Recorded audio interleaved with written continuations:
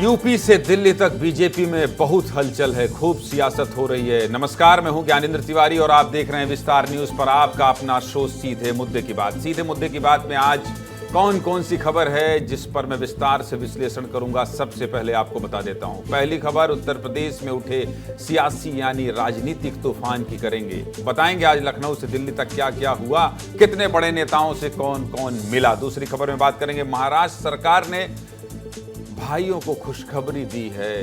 कभी लाडली कभी लाडला, हमको कुछ नसीब नहीं हो रहा है, लेकिन ठीक है, जिनको मिल रहा है उनको शुभकामनाएं। इस खबर पर भी बात करेंगे क्योंकि महाराष्ट्र में चुनाव है, शायद इसीलिए तनाव है। तीसरी खबर में बात करेंगे, बारिश से लोग बेहाल हैं, पूरे देश से परेशान करने वाली तस्वीरें सामने आई है। विस्तार से बात होगी, ऐसी तस्वीर दिखाएंगे बारिश और बाढ़ की कि आप देखेंगे कहेंगे क्या हो रहा है।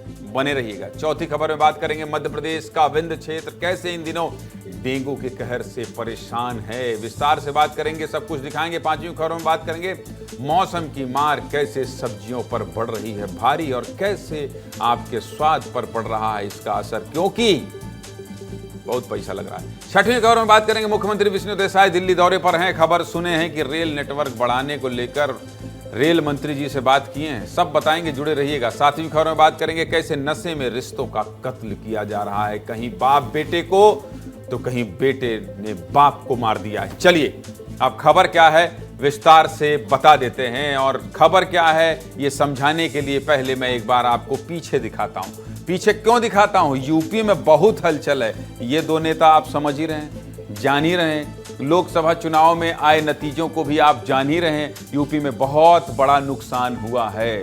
नुकसान हुआ है तो क्या बदलाव भी होगा, और क्या इसको लेकर चिंतन मंथन हो चुका है? सब हुआ है, क्या क्या हुआ है ये आपको जानना है, तो चलिए आपको अब खबर बता देता हूं। खबर की ओर बढ़ते हैं। लोकसभा चुनाव में उत्तर प्रदेश में बीजेपी को बहुत नुकसान हुआ है, और उत्तर प्रदेश में पिछले 3 दिनों से बीजेपी के अंदर बहुत उठापटक हो रही है। यूपी से लेकर दिल्ली तक सियासत में हलचल मची हुई है, सब कुछ विस्तार से बताएंगे। दिल्ली में प्रधानमंत्री मोदी से मिले यूपी बीजेपी अध्यक्ष भूपेंद्र चौधरी। भूपेंद्र चौधरी ने लोकसभा चुनाव में मिली हार की जिम्मेदारी ले ली है और कह दिया है, मैं जिम्मेदार हूं प्रदेश अध्यक्ष होने के नाते।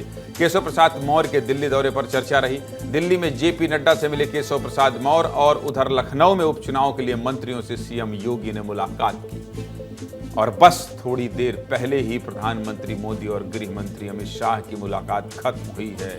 प्रधानमंत्री आवास पर करीब 2 घंटे बैठक चली है, और मैं आपसे हमेशा कहता हूं, अगर आप 8 बजे सीधे मुद्दे की बात देख रहे हैं तो आपको सब कुछ खबरों का बुके 1 घंटे में दिखा दूंगा। देश में क्या हो रहा है वो बता दूंगा, किस प्रदेश की क्या राजनीति हो बता दूंगा, और मध्य प्रदेश और छत्तीसगढ़ की प्रमुख और अहम खबरें जो आपको जानना बहुत जरूरी है वो सब कुछ बता दूंगा। रोज ये इसलिए कहता हूं, हर दिन ये इसलिए कहता हूं ताकि आप समझ जाएं कि 8 से 9 सीधे मुद्दे की बात में आपके काम की सब खबर है। 1 घंटे देखिए और समझ जाइए कि देश और आपके प्रदेश में क्या हुआ। और अभी भी खबर आ रही है, भूपेंद्र चौधरी गृह मंत्री अमित शाह से मुलाकात कर रहे हैं। सबसे ताजा अपडेट है, एक एक खबर विस्तार से बताऊंगा। तो आज बीजेपी में खूब हलचल रही, दिल्ली से यूपी तक बैठकों का दौर चला। अब सीधे मुद्दे की बात करते हैं, आपको इस सियासी तूफान की इनसाइड स्टोरी बता देते हैं। डिप्टी सीएम केशव प्रसाद मौर्य ने एक बयान दिया। बयान संगठन और सरकार को लेकर था। उन्होंने बयान दिया कि संगठन सरकार से ऊपर होता है, जो होता भी है। कार्यकर्ताओं का दर्द मेरा दर्द है, संगठन से बड़ा कोई नहीं होता है, कार्यकर्ता ही मेरा गौरव है। पहले बयान सुन लीजिए, जिसके बाद ये पूरा सियासी घमासान मचा हुआ है। फिर एक्स में पोस्ट हुआ, वो सब कुछ हुआ, लेकिन पहले सुनिए केशव प्रसाद मौर्य का ये बयान कि आखिर वो क्यों कह रहे हैं कि संगठन सरकार से बड़ा होता है। सुनाइए जरा केशव प्रसाद मौर्य का वो बयान। संगठन सरकार से बड़ा है।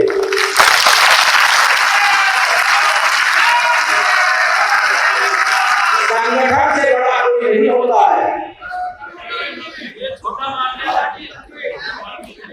संगठन सरकार से बड़ा है, बड़ा था, बड़ा रहेगा।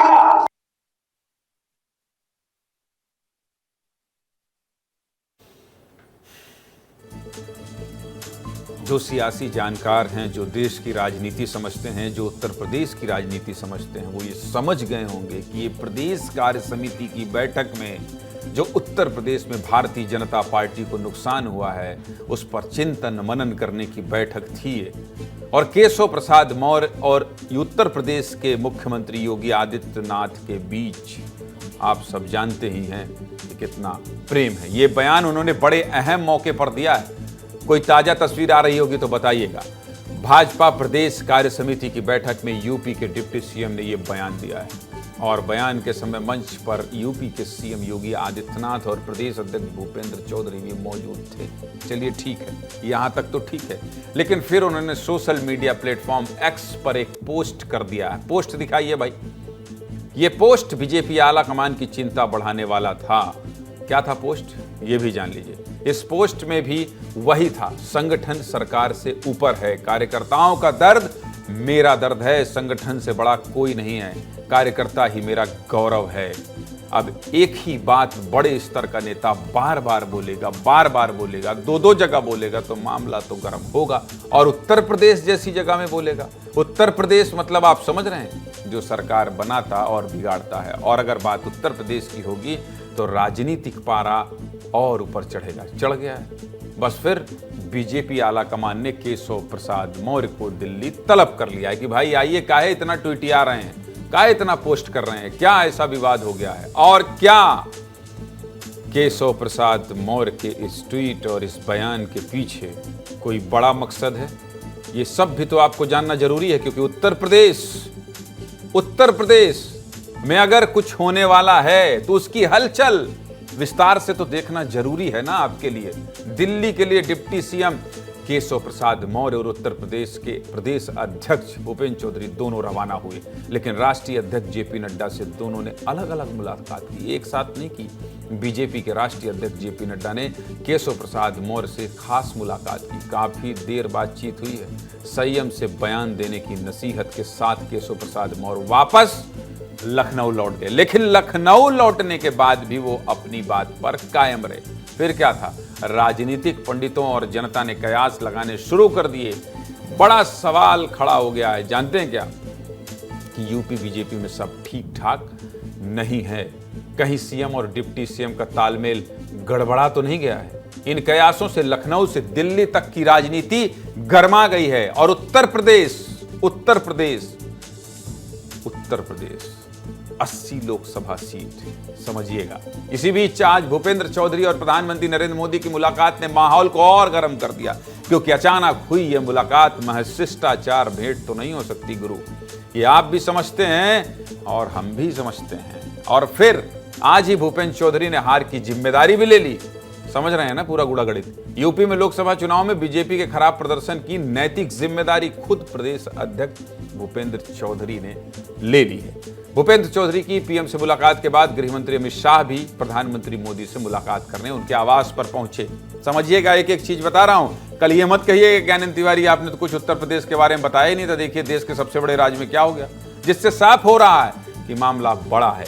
और हो सकता है कि इस मुलाकात के बाद बीजेपी उत्तर प्रदेश के संगठन में कुछ बड़ा बदलाव करने की तैयारी में हो। अब घर में झगड़ा होता है तो पड़ोसी तो मजा लेता है भाई साहब। अब इस पर समाजवादी पार्टी के मुखिया ने क्या कहा है, अखिलेश यादव मौज ले रहे हैं, राजनीति शुरू हो गई है।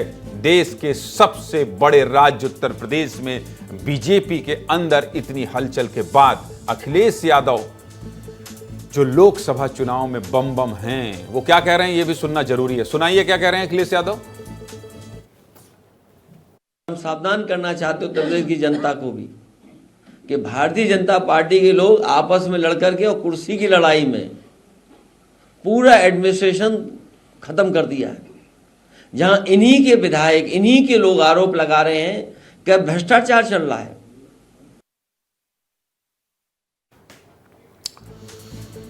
ये विस्तार न्यूज है। रात 8 बजे सीधे मुद्दे की बात में अगर बात करूंगा तो दिल्ली में हलचल है, वहां भी जाऊंगा, और जहां से ये आग और धुआं उठी है वहां भी जाऊंगा। डाल दीजिए जरा उत्तर प्रदेश और दिल्ली के मेरे दोनों सहयोगियों को, कहां कहां खड़े हैं देख लीजिए। कि यूपी भवन के पीछे दिखाई दे रहे हैं और एक दिखाई दे रहे हैं कहां, दिल्ली में।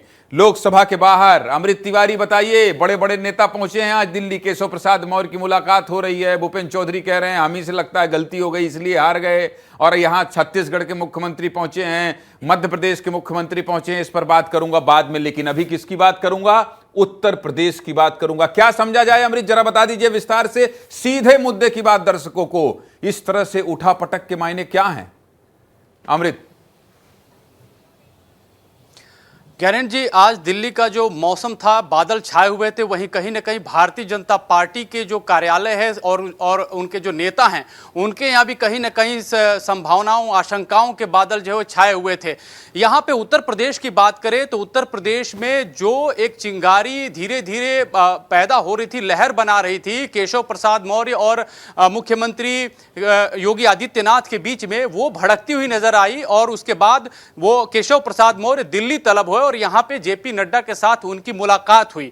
आपको बता दें कि इसके साथ ही साथ भूपेंद्र चौधरी भी मिलने पहुंचे और प्रधानमंत्री मोदी से भी भूपेंद्र चौधरी की मुलाकात हुई, जहां पे ये बताया गया कि उन्होंने चुनाव से जुड़े हुए मुद्दों पर लोकसभा चुनाव का फीडबैक दिया है। और यह मुलाकात तकरीबन 1 घंटे की रही। लेकिन यह माना जा रहा है कि यही एक क्रूशियल मोमेंट है जहां पे भारतीय जनता पार्टी की जो उत्तर प्रदेश की तस्वीर है, उसका मुस्तकबिल यहीं पे लिखा गया है। क्योंकि प्रधानमंत्री मोदी के साथ भूपेंद्र चौधरी की मुलाकात थी, वो 1 घंटे की रही। और इस 1 घंटे के बीच में सारे फीडबैक दिए गए कि जिसमें ये लड़ाई झगड़े से लेकर के जो विवादित पहलू हैं और कार्यकर्ताओं से लेकर के सरकार के लोगों के बीच जो एक सामंजस्य के भीतर जो है बनती हुई बात नजर नहीं आ रही है, उसका पूरा का पूरा फीडबैक भूपेंद्र चौधरी ने प्रधानमंत्री के समक्ष रखा है। उसके बाद आते हैं केशव प्रसाद मौर्य पे।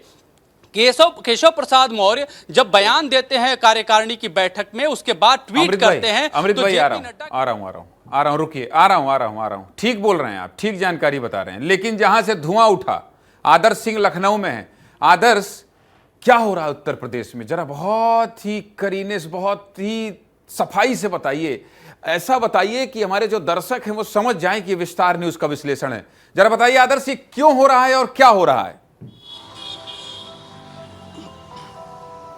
ज्ञानेंद्र जी, अगर इसको एक बात में समाप्त करें या बताएं इसको, तो सीधा सीधा मतलब यह है केशव प्रसाद मौर्य के 2017 से अब तक की नाराजगी। और ऐसा मैं इसलिए कह रहा हूं क्योंकि 2017 में भी केशव प्रसाद मौर्य मुख्यमंत्री पद के उम्मीदवार थे। उनको उम्मीद थी कि वो मुख्यमंत्री बनाए जाएंगे, लेकिन ऐसा नहीं हुआ। ऐन मौके पर मुख्यमंत्री योगी आदित्यनाथ को बनाया गया और उसके बाद 2022 के चुनाव में भी उनको ये उम्मीद थी, लेकिन वैसा उस बार भी नहीं हुआ क्योंकि योगी आदित्यनाथ के चेहरे पर पूरा चुनाव लड़ा गया था।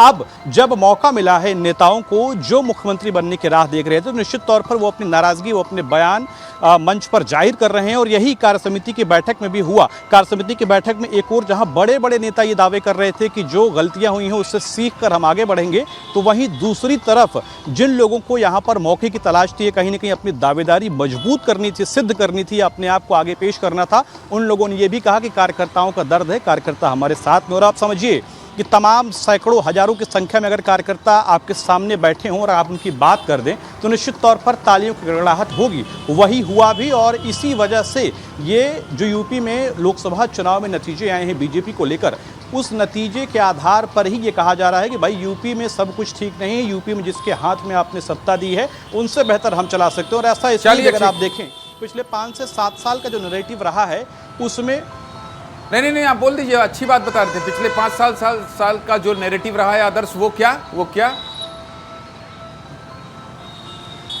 देखिए, वो ये है ज्ञानेंद्र जी कि अगड़ा बनाम पिछड़ा की लड़ाई भी इसे दिखाया गया है, क्योंकि मुख्यमंत्री योगी आदित्यनाथ निश्चित तौर पर ठाकुर समुदाय से आते हैं। पिछले 5-7 साल आदर्श बहुत बड़ी बात कह रहे हैं। आदर्श बहुत बड़ी बात कह रहे हैं। मैं समझ गया, अगड़ा बनाम, आप समझ रहे हैं, पीडीए जो गठबंधन बनाया था अखिलेश यादव, क्यों अमृत जी, ये जो पीडीए गठबंधन बना के और जो जातिगत समीकरण का कार्ड खेला गया, अगड़ा बनाम पिछड़ा की बात जो आदर्श कर रहे हैं, ये उसके इर्द गिर्द ही मामला है। ये 7 साल वाला जो नैरेटिव की बात कर रहे हैं आदर्श, अमृत।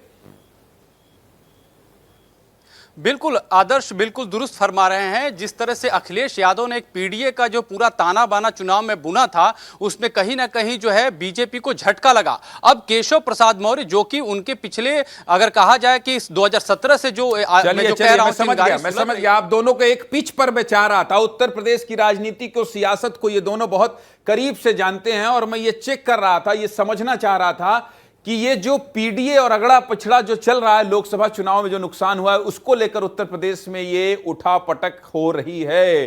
कभी भी बड़ी खबर आ सकती है। जो भी खबर आएगी अमृत और आदर्श सबसे पहले विस्तार न्यूज के दर्शकों को बताएंगे। चलिए, आप दोनों का बहुत बहुत शुक्रिया, बहुत धन्यवाद इस तरह से विस्तार से विश्लेषण करने के लिए। अगली खबर का रुख कर लेते हैं, और अगली खबर क्या है ये बता देते हैं। मध्य प्रदेश की लाडली बहन योजना तो आपने खूब सुना होगा, छत्तीसगढ़ में महतारी वंदन योजना भी आपने खूब सुना होगा, और इसी योजना ने मध्य प्रदेश और छत्तीसगढ़ में बीजेपी यानी भारतीय जनता पार्टी को बम्पर जीत दिलाने में बहुत मदद की। और लोकसभा चुनाव में भी इन्हीं छत्तीसगढ़ महतारी वंदन योजना, लाडली बहना योजना ने बीजेपी के खाते में सीट पर सीट दिए। लेकिन कहां से आई है खबर? अब एक नाथ शिंदे दिख रहे हैं और पीछे नोट लुटाते लोग दिख रहे हैं। और कौन है वहां? लाडली नहीं है, लाडले हैं, लाडले हैं। समझ रहे हैं आप? महाराष्ट्र में भी इसी साल विधानसभा चुनाव होने हैं गुरु, अब समझ लीजिए। तो शिंदे सरकार महिलाओं को खुश करने के लिए पहले ही मुख्यमंत्री मेरी लाडली बहन योजना का ऐलान कर चुकी है, और उम्मीद की जा रही है कि अगले महीने रक्षाबंधन से पहले महिलाओं के खाते में पहले किस्त भी आ जाएगी। अब सब पैसा अगर लाडली बहनों को ही मिलेगा तो भाई तो नाराज होंगे ही, कहेंगे हमको काहे नहीं मिल सकता, हमको भी दीजिए। क्या पता कुछ भाई जाकर कह भी आए होंगे। तो ऐसे भाइयों के लिए महाराष्ट्र से खुशखबरी आई है। महाराष्ट्र सरकार ने लाडला भाई योजना का ऐलान किया है।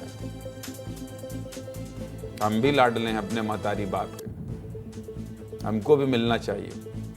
छत्तीसगढ़ सरकार भी लाडला भाई योजना, मध्य प्रदेश सरकार में अगर लाडला भाई योजना मिल जाए तो हम लोग को भी पैसा मिलेगा। हमारे पीसीआर की टीम में जो लोग बैठे हैं वो सब कह रहे हैं बताइए महाराष्ट्र में चुनाव है तो वहां कोई तनाव नहीं है, बैठे बैठे पैसा मिल रहा है। बधाई हो महाराष्ट्र के लाडलों, बधाई हो, खूब पैसा मिले, खूब मौज में रहे आप लोग, खूब बधाई हो। अब आप लोगों के खाते में बढ़िया पैसा रुपया आने वाला है। शिंदे सरकार युवाओं को हर महीने 6 से 10 हजार तक देने वाली है। क्या है पूरी योजना? लाडली के बाद लाडला, ये भी जान लीजिए। जब सरकार का लाडला हो जाए कोई, अरे भाई धन्य है सरकारें, बहुत बढ़िया, शाबाश। 12वीं पास लाडलों को 6,000 रुपया हर महीने मिलेगा। डिप्लोमा धारकों को, ये लाडले जो डिप्लोमा कर लिए हैं उनको 8,000 प्रति महीने दिए जाएंगे। ग्रेजुएशन करने वाले लाडलों को 10,000 हर महीने मिलेंगे, 10,000 मिलेंगे। चुनाव से पहले इस तरह के कई ऐलान होते रहते हैं। अच्छी खबर थी, लाडले भाइयों के लिए खबर थी तो दिखा दिया। चलिए आगे बढ़ते हैं, और आगे कौन सी खबर है? रिमझिम रिमझिम बारिश। देखिए आप वॉल में देख रहे हैं, बारिश गिर रही है। बारिश से सब परेशान है। और मैं हर दिन कहता हूं, और जब मानसून की शुरुआत हुई थी तब से कहा था कि अगर बारिश हुई और रोज आपको इस तरह से परेशानी झेलनी पड़ेगी तो एक एक जगह से तस्वीर मंगाऊंगा, सब कुछ दिखाऊंगा, विस्तार से विश्लेषण करूंगा, और हां आपको सावधान करूंगा, क्योंकि हम लोग विस्तार न्यूज आपका अपना चैनल कहते हैं। आपसे हमारा लगाव है, आपको सावधान करते हैं, नहीं होते हैं। घटनाएं घट रही हैं। आज की तस्वीर आप देखेंगे ना, आज की तस्वीर देखेंगे कैसे लोग बह रहे हैं, कैसे परेशान हो रहे हैं, कैसे जान चली जा रही है, कैसे बड़े बड़ी गाड़ियां, ट्रैक्टर, ट्रॉली, एम्बुलेंस।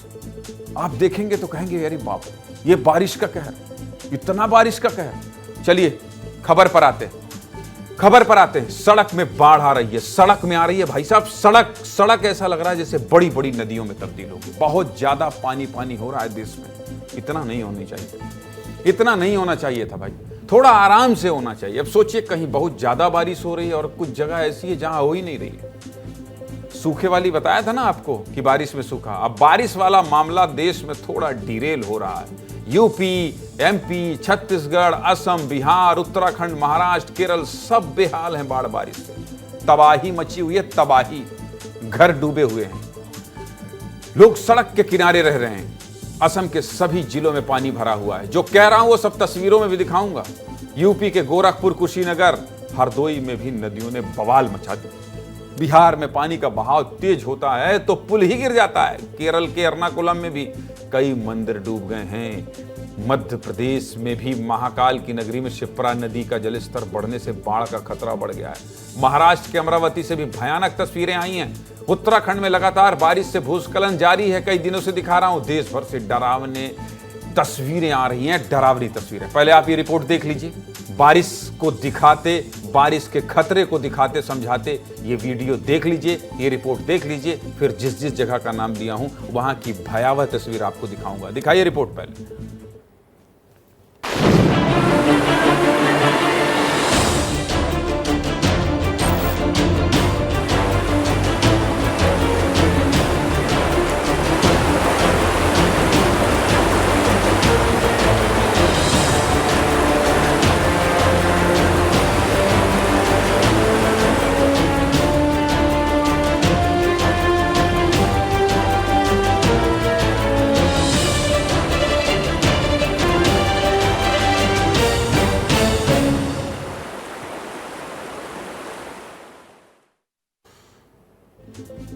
देखिए जरा ये कहां कहां, उत्तराखंड, उत्तर प्रदेश, बिहार, असम, छत्तीसगढ़, मध्य प्रदेश, महाराष्ट्र, केरल, हर जगह ये जो विंडो आपको दिखाई दे रहा है ना, ये हमारी कोशिश ये है कि हम आपको समझा सकें कि देश के मानचित्र में कहां कहां इस तरह से बारिश की तबाही है। चलिए अब मैं आपको विस्तार से दिखा देता हूं और समझा देता हूं और ये बता देता हूं कि तबाही कहां कहां है भाई। बस इसलिए कह रहा हूं, इतना नहीं आना था मानसून जितना तबाही मचाने के लिए आ गया। खूब बारिश हो हम भी चाहते हैं, खेत खलिहान लहलहाते रहे, हरियाली हो, लेकिन इतना तांडव नहीं मचाना है कि लोगों को अपना घर ही छोड़कर भागना पड़े, भाग जाए अपना कब। देखिए बिहार में, दिखाइए जरा, देखिए बिहार में कैसे लोग बाढ़ से बेहाल हैं। ये वीडियो बिहार के मुजफ्फरपुर जिले का। मुजफ्फरपुर में हमेशा बाढ़ आती है। जब हम दूसरे चैनल में थे तो जाते थे तो इतना इतना पानी, ट्रैक्टर, नेता, हमेशा सरकारी स्कूल के बाहर पानी भरा हुआ है। बच्चे यूनिफॉर्म पहनकर पानी के बीच में डूब कर जा रहे हैं। गांव में पानी भरने से लोग परेशान हैं, लोगों के घर डूबे हुए हैं, सड़क पर पानी भरने से आने जाने में लोगों को दिक्कत हो रही है।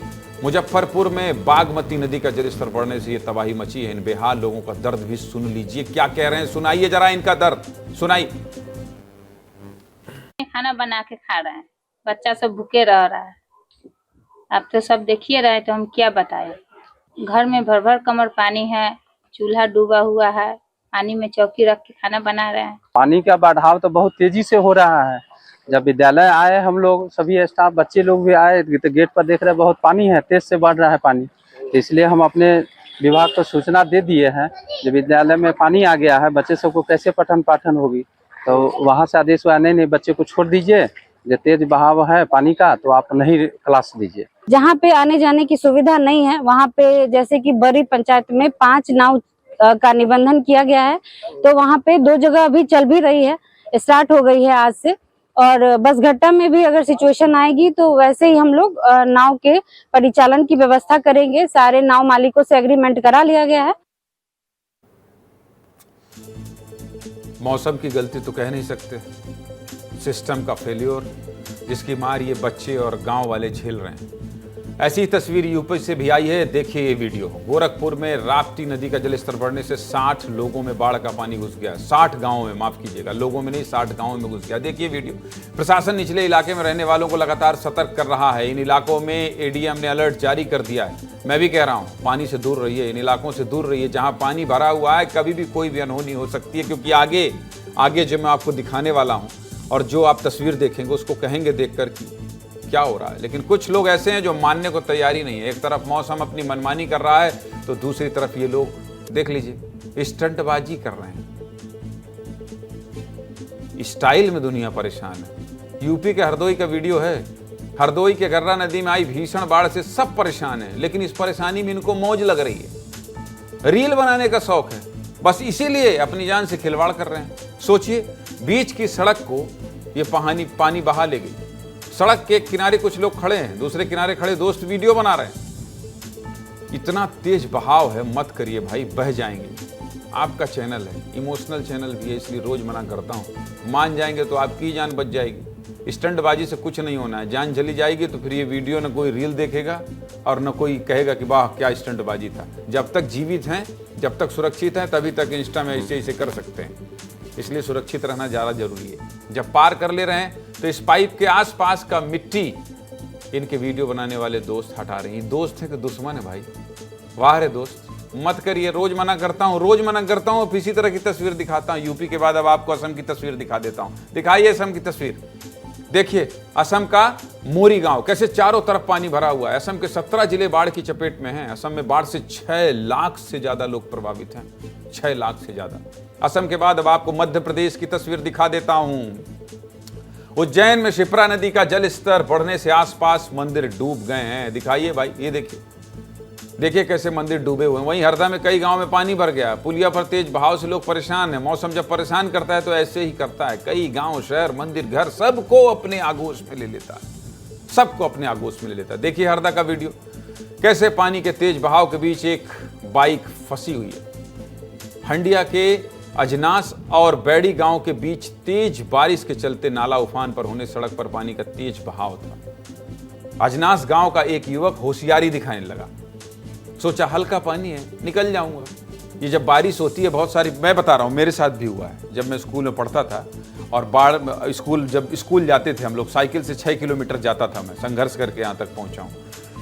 6 किलोमीटर जाते थे तो एक रपटा पुलिया हुआ करता था, पतला सा पुलिया। उस पुलिये से क्या करते थे कि हम लोग जाते थे और थोड़ा पानी हो जाता था तो अगर गाड़ी साइकिल है तो मैं सबसे पहले मैं खड़ा हो जाता था कि अरे नहीं, मैं निकल जाऊंगा, क्योंकि 8-10 लोग देखने वाले होते हैं तो लगता है कि अरे सबसे बहादुर है, देखिए स्टंट दिखा लेगा।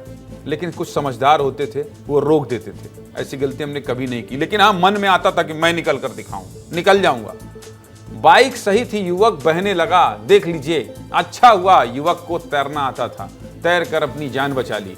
युवक को देखकर गांव वाले दौड़ पड़े। बड़ी मशक्कत और मेहनत के बाद बाइक को भी पुल के नीचे गिरने से बचा लिया। मध्य प्रदेश के बाद अब आपको छत्तीसगढ़ की तस्वीर दिखा देता हूं। दिखाइए भाई, छत्तीसगढ़ की 3 तस्वीर देखिए। सबसे पहले आपको ये 3 तस्वीरें दिखा देता हूं। देखिए यहां भी लोग बारिश से कैसे बेहाल हैं। बीजापुर, सुकमा और गरियाबंद। पहली तस्वीर बीजापुर की है, जगदलपुर नेशनल हाईवे की है, हाईवे पर पानी भर गया है। दूसरी तस्वीर सुकमा की है, लगातार बारिश से दोरनापाल से जगरगुंडा जाने वाली सड़क बंद है। तीसरी तस्वीर गरियाबंद की है, यहाँ सोंडूर नदी में एकाएक आई बाढ़ से ट्रैक्टर फंस गई। चलिए अब एक एक तस्वीर विस्तार से दिखा देता हूँ। लगातार हो रही बारिश के बाद छत्तीसगढ़ के बीजापुर जगदलपुर नेशनल हाईवे में पानी हो गया है। वीडियो देख लीजिए, मेरे बगल में चल रहा है। लोगों का आना जाना बंद हो गया है, लेकिन बीजापुर के विधायक विक्रम मंडावी ने ट्रैक्टर चलाकर सड़क पार कर लिया है। विधायक जी ने ऐसा जोखिम क्यों उठाया है ये भी जान लीजिए। दरअसल विधायक जी अंतिम संस्कार में शामिल होने पहुंचे थे। हाईवे पर पानी बंद था, पानी चल रहा था, इसलिए हाईवे बंद था। लोग सड़क किनारे खड़े होकर सोच रहे थे क्या किया जाए, उस पार कैसे जाया जाए। लेकिन विधायक जी की एंट्री हुई, वो भी फिल्मी एंट्री। विधायक जी सुनिए, मैं जिम्मेदार आदमी हूँ, जिम्मेदार न्यूज़ चैनल है, इसलिए आपको भी समझा रहा हूँ।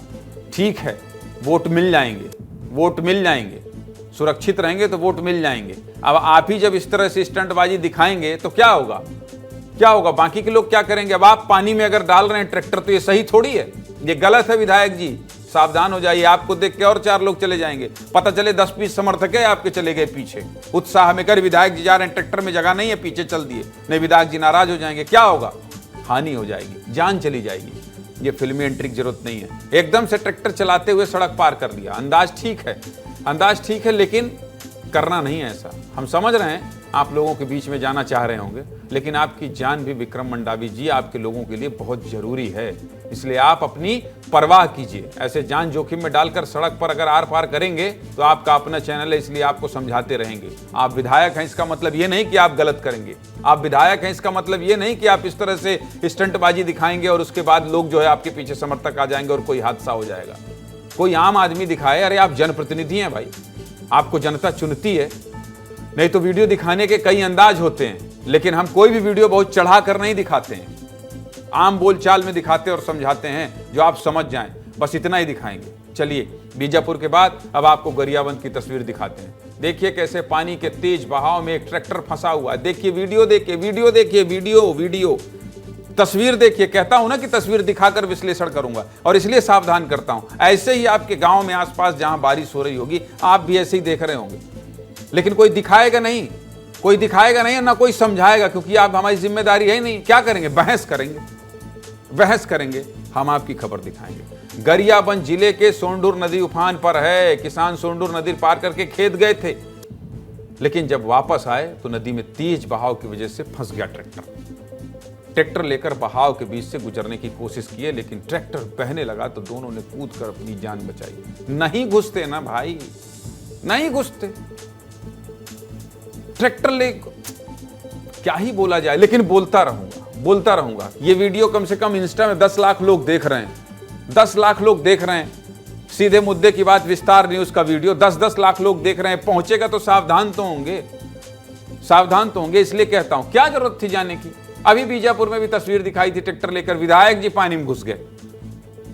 देखिए गरियाबंद में बह गए ना। इसीलिए फिर कह रहा हूं, मत जाइए, मान जाइए। जिस सड़क पर पानी का बहाव तेज हो वहां से आर पार मत करना भाई साहब, मत करना। गनीमत रही कि आप दोनों की जान बच गई। बाद में जेसीबी की मदद से ट्रैक्टर को निकाला गया। ये मामला जिले के मैनपुर के धोबनडी घाट का है।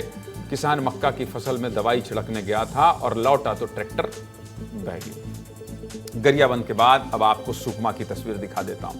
छत्तीसगढ़ की बात विस्तार से, विश्लेषण विस्तार से और तस्वीर दिखाकर सावधान करना भी विस्तार से ही करूंगा। सुकमा में भी लगातार बारिश से बाढ़ की स्थिति है।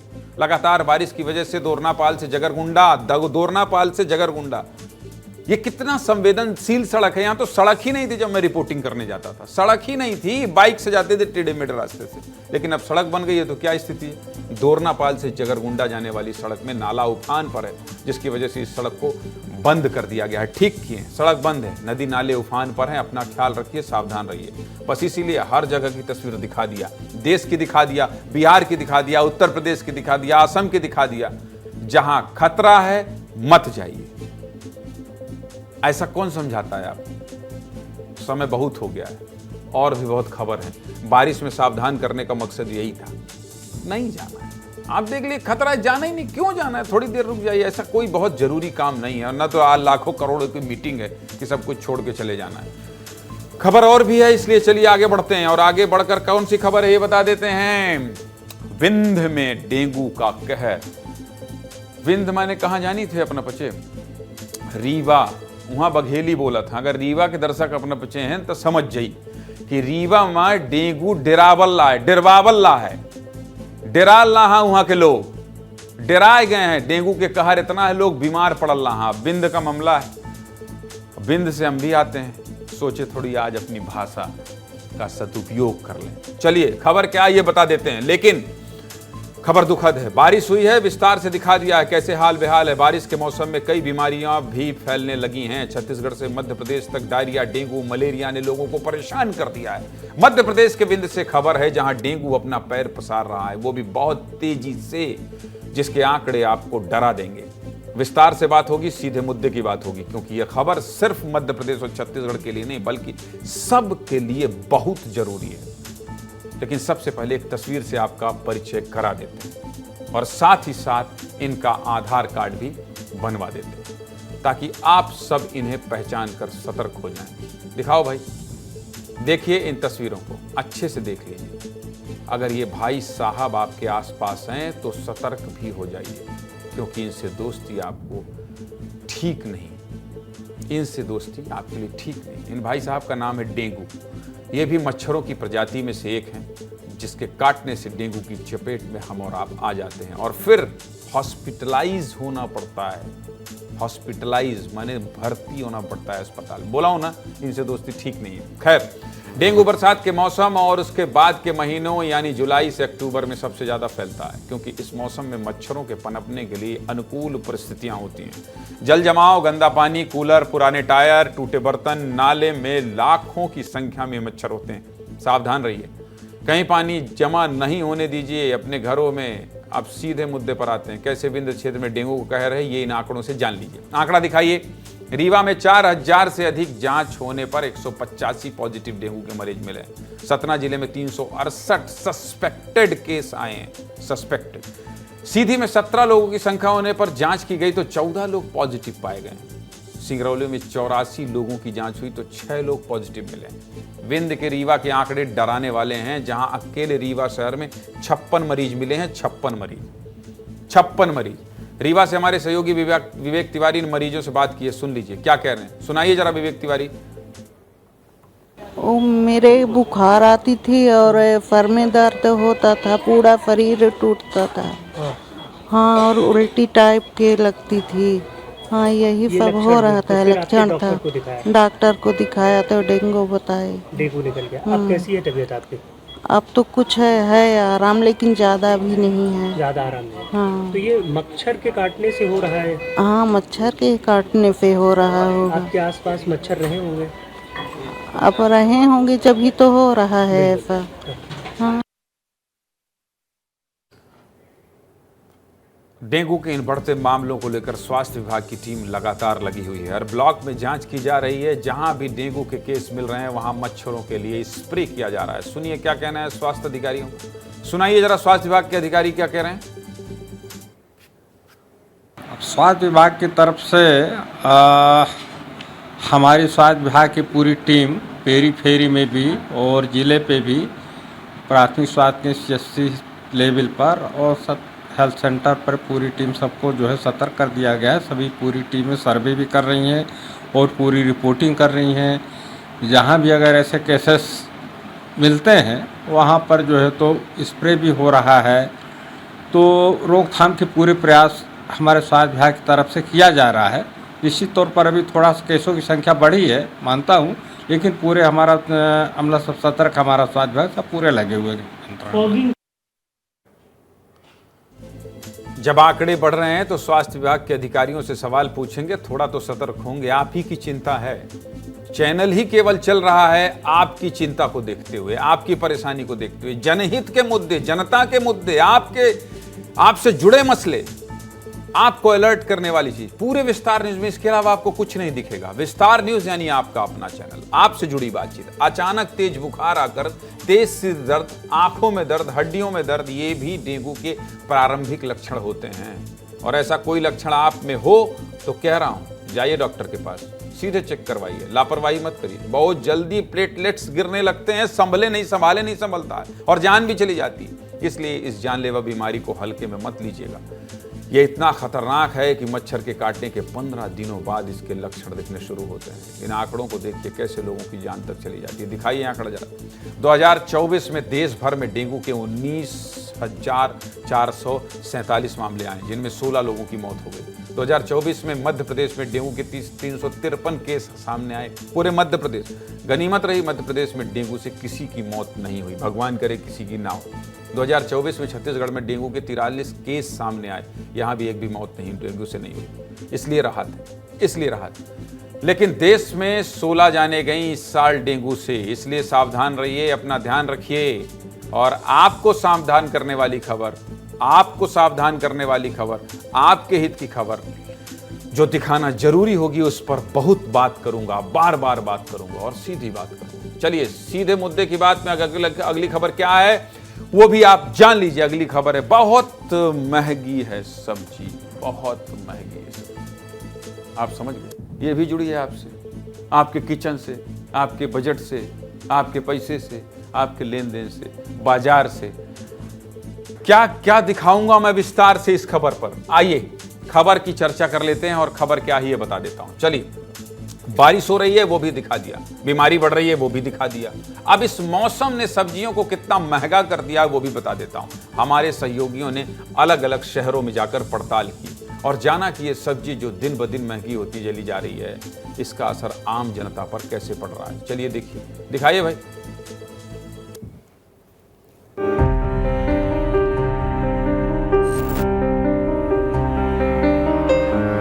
सब्जी बहुत महंगा है, पता है? हाँ, इसीलिए खरीद नहीं पा रहे हैं। फूटा टूटा मिल जाता है टमाटर वगैरह, उसी को हम लोग काम चला लेते हैं। नहीं है कि टमाटर पड़ा है और थोड़ा से धनिया मिर्चा पड़ा है, बस उसी में हमारा गुजारा चलाएंगे।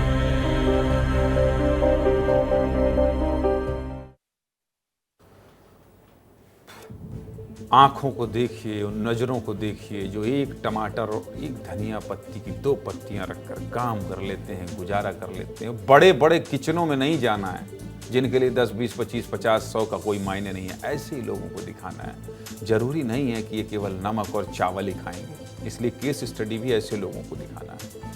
तो आज मेरे साथी अनमोल तिवारी एक परिवार से मिले। ये परिवार रायपुर के राजीव नगर की झुग्गी में रहता है। परिवार में करीब 8 से 10 लोग हैं और छत के नाम पर सिर्फ झोपड़ी है जिसमें ये परिवार अपना गुजारा करता है। जब मेरे साथी इस परिवार से मिले तो वीडियो में दिख रही महिला ने बताया कि घर में सिर्फ एक टमाटर बचा है, उसी में अब पूरा परिवार खाना खाएगा। सोचिए जरा, परिवार में 8 से 10 लोग हैं और टमाटर सिर्फ एक, जिसको ये पूरा परिवार खाएगा। और इनके लिए सब्जी इतनी महंगी है कि ये टूटा फूटा टमाटर खाकर काम चला रहे हैं। अच्छी सब्जी खरीदने के लिए पैसे नहीं, गरीब हैं। दिन भर बच्चे झिल्ली पन्नी बीनते हैं, फिर भी दिन में 100 रुपए की कमाई होती है। कमाने खाने का कोई जरिया नहीं है। अनमोल तिवारी, दिखाइए जरा अपनी रिपोर्ट।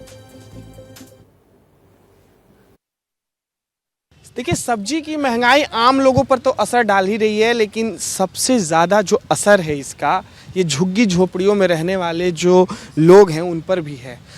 क्या नाम है आपका? बंगा। तो सब्जी बहुत महंगा है, पता है आपको? हाँ, इसीलिए खरीद नहीं पा रहे हम लोग। तो फूटा टूटा मिल जाता है टमाटर वगैरह, उसी को हम लोग काम चला लेते हैं। फूटा टूटा टमाटर? हाँ, जो बिक जाता है ना, नया नया फूटा उटा टमाटर रहता है, भागी वाला, उसी में अपना घर गुजारा चलाते हैं। क्या करेंगे, खरीदने का तो ये नहीं है हम लोग का साधन। दिन भर तो बच्चे लोग झिल्ली पन्नी बीनते हैं, 100 रुपया भी कमाते, वो भी पूर्ति नहीं होता है हम लोगों का। अभी कुछ सब्जी है आपके पास बना? अभी नहीं है, सब्जी लाने जाएंगे तो वही लाएंगे हम लोग। जैसे भागी वाला सब्जी मिलेगा तो लाएंगे, नहीं तो टमाटर वगैरह वही चटनी पीस के बाल बच्चे को खिलाएंगे। रखें टमाटर? नहीं है, कि टमाटर पड़ा है और थोड़ा से धनिया मिर्चा पड़ा है, बस उसी में हमारा गुजारा चलाएंगे। एक टमाटर है, सिर्फ एक टमाटर, देखिए वहाँ रखा हुआ है पीछे। अब उसी एक टमाटर में जो है ये पूरा परिवार, देखिए, इसी एक टमाटर की चटनी को खाएगा चावल के साथ और आज अपना रात बिताएगा। ये स्थिति है।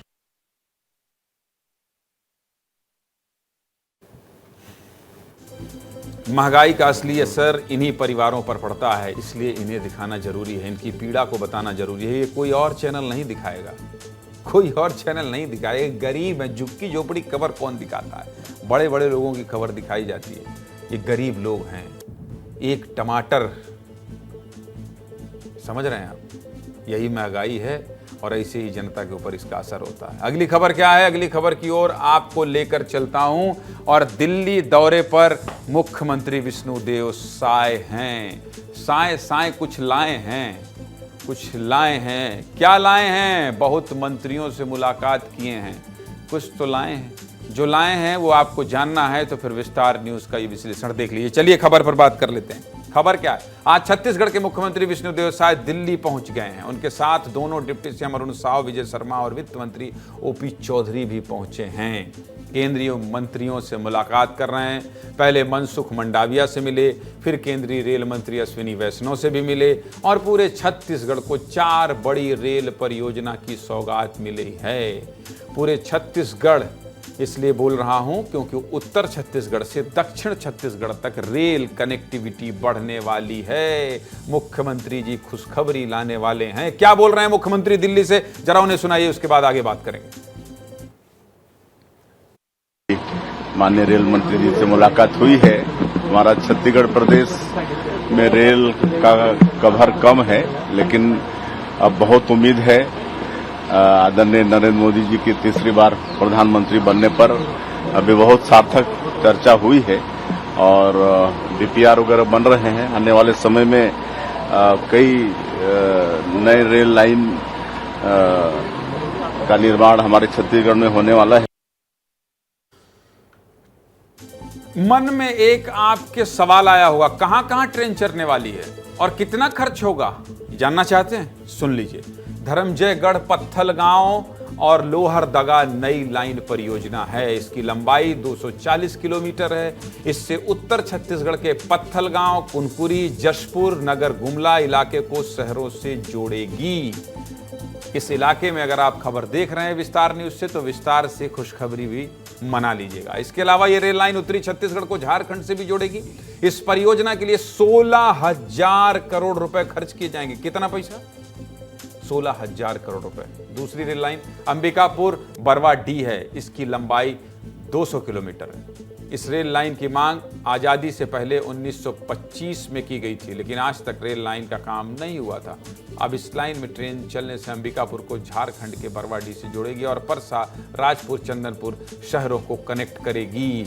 डबल इंजन की सरकार का मतलब यही होता है, तो अच्छी बात है। इसके लिए 9,000 करोड़ रुपए खर्च किए जाएंगे। तीसरी रेल लाइन खरसिया नया रायपुर परमलकसा है, परमलकसा है। इसकी लंबाई 277 किलोमीटर है। यह मध्य छत्तीसगढ़ के बिलासपुर और रायपुर की स्टेशनों को बाईपास करते हुए बालौदा बाजार को कनेक्ट करेगी। इसके लिए 8,000 करोड़ रुपए खर्च किए जाएंगे। चौथी रेल लाइन रावघाट जगदलपुर है। इसकी लंबाई 140 किलोमीटर है। इस रेल लाइन को अपडेट किया जा रहा है। रेलवे पहले से ही दिल्ली राजहरा रावघाट के बीच 95 किलोमीटर की रेल लाइन का निर्माण करवा रही है, लेकिन अब सीएम विष्णु देवसाय के सुझाव के बाद इस लाइन को जगदलपुर तक बढ़ाया जाएगा। इसके लिए 3,500 करोड़ रुपए खर्च किया जाएगा। मतलब सीएम विष्णु देवसाय दिल्ली गए हैं तो बहुत सारी सौगात लेकर आए हैं। बताइए, इतने विस्तार से आपने देखा कहीं आपने इतने विस्तार से कितना पैसा कहां खर्चा होगा, कौन कौन सी रेल लाइन किस रूट में चलेगी, कहीं चला हो तो बताइए। विस्तार न्यूज में चलेगा। क्यों? मुख्यमंत्री दिल्ली गए हैं, ये तो खबर है ही है। वहां से आपके लिए ढेर सारा, आप समझ रहे हैं, ढेर सारा खूब बंदोबस्त करके आए हैं, इसलिए ये दिखाना आपको जरूरी था। दूसरी खबर की ओर चलें, दूसरी खबर की ओर चलते हैं। और दूसरी खबर क्या है? नशे में रिश्तों का कत्ल। दो कहानी है, एक मध्य प्रदेश की है, एक छत्तीसगढ़ की है। और मैं आपको हर दिन दिखाता हूं, हर दिन दिखाता हूं। क्या दिखाता हूं? मैं आपको हर दिन दिखाता हूं कि नशे में कहीं बाप बेटे को मार देता है, कहीं बेटे ने बाप को मार दिया, कहीं प्रेमिका ने प्रेमी को मार दिया, कहीं कोई लड़की अपने बॉयफ्रेंड के साथ अपनी दूसरी दोस्त को मार रही है। क्या हो रहा है? सावधान करना पड़ेगा। समाज में इस तरह की चीजें नहीं होंगी। कैसे बाप ने बेटे को मारा और बेटे ने बाप को मारा, मध्य प्रदेश और छत्तीसगढ़ में किस तरह का अपराध हो रहा है, आज क्राइम की दो खबर दिखाऊंगा। दोनों ही खबर आपको दिखाना जरूरी है, क्योंकि ये हत्या नहीं, ये बाप और बेटे के रिश्ते की हत्या है। आप सोच सकते हैं कोई बेटा अपने बाप को जान से मार सकता है, या बाप अपने छोटे बच्चे को जान से मार सकता है? नहीं मार सकता है यार, नहीं मार सकता है। बाप बेटे का रिश्ता इतना कमजोर नहीं होता है। लेकिन छत्तीसगढ़ और मध्य प्रदेश से दो घटना सामने आई हैं जो आपको सोचने के लिए मजबूर कर देंगी। घिन आने लगेगी आपको ऐसे लोगों से। छत्तीसगढ़ में शराब के लिए बेटे ने पिता को मार डाला, बाप को मार डाला। दारू नहीं पी पाया, शराब नहीं पी पाया, इसलिए बाप को मार दिया। और मध्य प्रदेश में शराब पीने के बाद पिता ने बेटे को मार डाला। क्या हो गया है? कैसे लोग हैं? सबसे पहले छत्तीसगढ़ की बात करेंगे। राजधानी रायपुर में एक बेटे ने अपने पिता को सिर्फ इसलिए मार डाला क्योंकि पिता ने बेटे को शराब पीने के लिए पैसा नहीं दिया। इस कलयुगी बेटे को बाप तो खैर चला ही गया, ईश्वर भी माफ नहीं कर सकता। कैसे लोग हैं? पिता ने पैसे नहीं दिए तो बेटे ने पिता को फावड़े से काट कर मार डाला। मंगलवार की रात की घटना है। पिता सो रहे थे, बेटा आया और शराब पीने के लिए पैसे मांगने लगा। अब पिता है भाई, बाप हैं, समझाएंगे नहीं, मत करो ये गलत है, मत करो, कह दिए मत पियो, छोड़ दो शराब। लेकिन नशे की लत में पगला चुके बेटे ने पिता के सिर पर फावड़ा मार दिया। खून से लथपथ पिता ने मदद के लिए खूब चीखा, खूब चिल्लाया, तो बड़ा भाई भी आया। पिता के बचाव में खड़ा हुआ तो रिंकू उसे भी मारने लगा। दोनों भाइयों के बीच हाथापाई में पिता को बचाने का समय निकल गया और पिता की मौत हो गई। पुलिस ने हत्यारे बेटे को गिरफ्तार कर लिया है। पुलिस इस घटना को लेकर कुछ बोल रही है। क्या कह रही है पुलिस, सुना दीजिए जरा। रात के लगभग 1 से 2 बजे रात की घटना है, जिस पर सूचना मिलते ही डायल 112 की टीम, उसका थाना प्रभारी नवापारा और बाकी बल पहुंचे थे। पहुंच पर के जो प्रकरण के जो आरोपी है उसको मौके पर से ही तत्काल गिरफ्तार करने में महत्वपूर्ण सफलता प्राप्त किया गया था। प्रकरण में धारा 302 भादवी पंजीबद्ध करके जो मृतक है उसका 195% पीएम कराया गया है।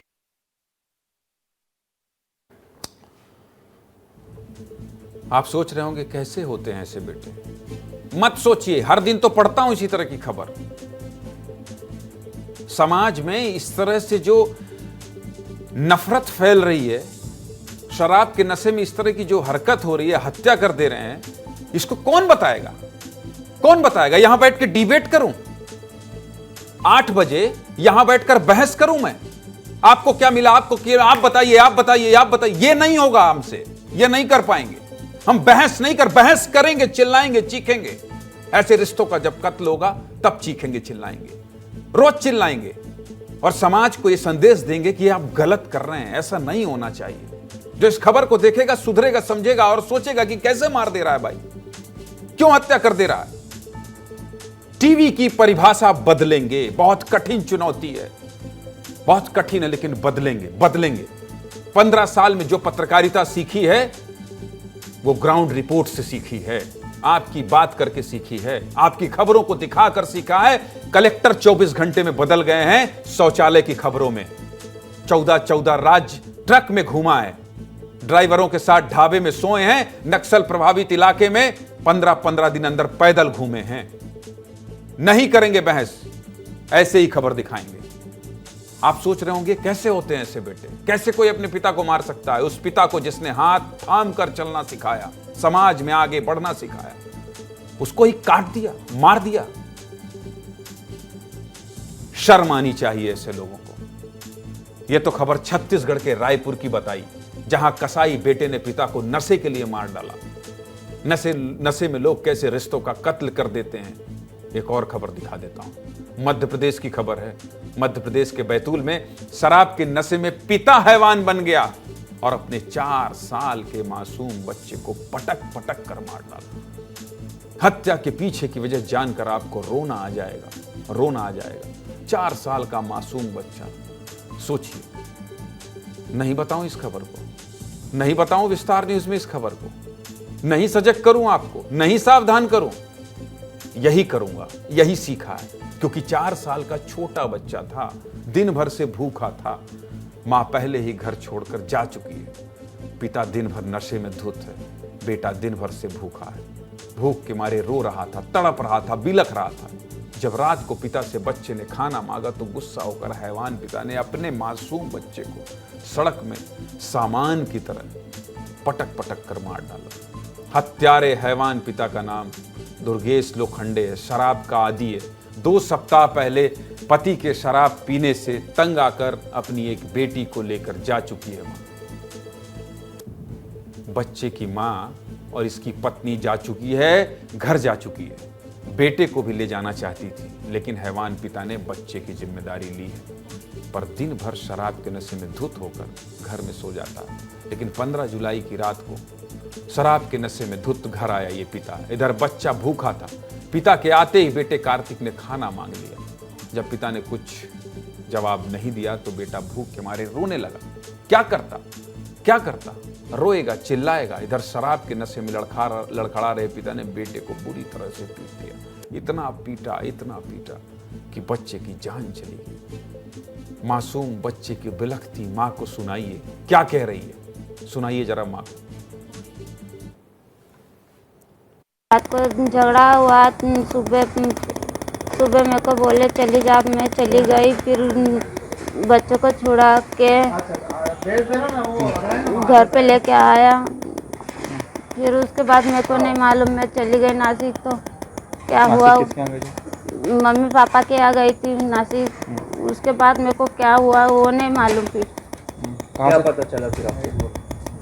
मेरे को कल सुबह पुलिस थाने से फिर हॉस्पिटल से फोन आया तो लड़के के जालिम पिता ने बच्चे को 3-4 बार सड़क में सामान की तरह पटका। जब पड़ोसियों ने लहूलुहान बच्चे को सड़क पर तड़पते देखा तो तत्काल पुलिस को सूचना दी, लेकिन पुलिस के पहुंचने से पहले ही आरोपी पिता मौके से फरार हो गया था और बच्चे ने दम तोड़ दिया। पुलिस क्या कह रही है ये भी सुन लीजिए। अंडरटाइल से टीम रवाना होने के बाद अंडरटाइल ने बताया कि बच्चा जो है वो मृत महसूस हो रहा है। फिर भी पुलिस के द्वारा एक चांस लेके देखा गया कि कहीं चिकित्सक से लेके कुछ बचाया जा सके, तो उसको तत्काल बच्चे को जिला अस्पताल लेके आए, जहाँ पर उसको मृत घोषित कर दिया गया। बाद पुलिस ने तस्दीक करी तो जो प्रत्यक्षदर्शी साक्ष्य थी जिन्होंने 100 डायल में सूचना दी थी, उन्होंने बताया कि आरोपी जो है दुर्गेश जो है उस बच्चे को मार रहा था और वो डर के कारण उसने बाहर नहीं निकल पाई, अपने छोटे बच्चे को उठाया और 100 डायल में सूचना दी थी।